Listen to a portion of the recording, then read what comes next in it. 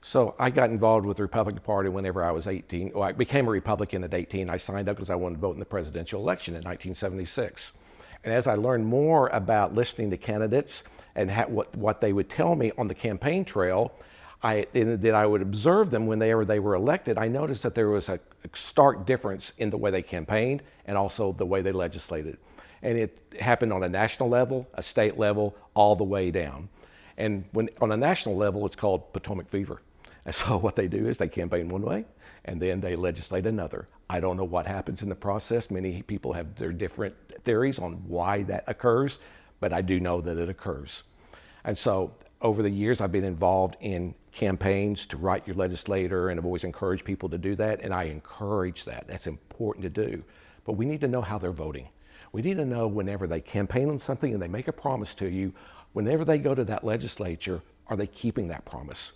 So through that process, I'm such a firm believer in we the people. I think all of our founding documents go back to giving the authority to the people. Well, you can't have people that elect their officials if they don't understand what's going on, if they don't know how their legislators are actually voting. So I came up with a concept at the state level because I'm a firm believer in state authority, also the 10th Amendment. And so I believe in that we have more, the states have more authority than actually the federal government does. So how do we keep our state elected officials accountable? So they'll do the job until the federal government, you're overstepping your authority. So I came up with a grading system. So the premise is to bring back the authority to the people, but by informing them on how their legislators vote as opposed to how they campaign. How do we evaluate them? Well, I'm a Republican, and we have something called the Republican platform.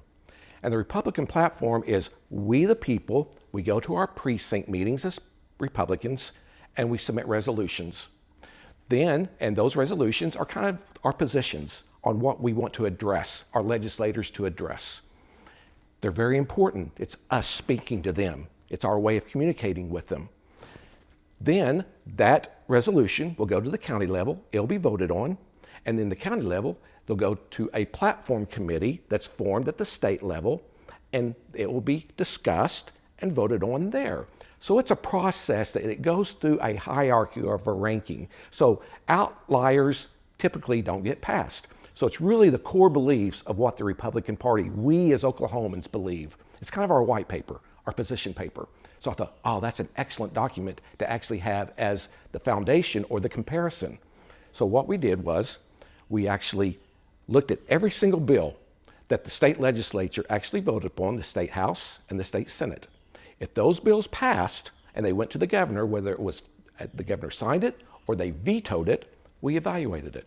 And we compared it to the state Republican OKGOP platform. We looked at over 400 bills, and we looked at each legislator. How did they vote? Did their vote support the Republican platform, or did it actually go against the Republican platform? Let's just discuss a few of the premises of the Republican platform. First of all, we believe we're a constitutional republic. We believe that the Constitution is the supreme law of the land. Any law that's passed should support the Constitution. Outside the Constitution, it should not be law.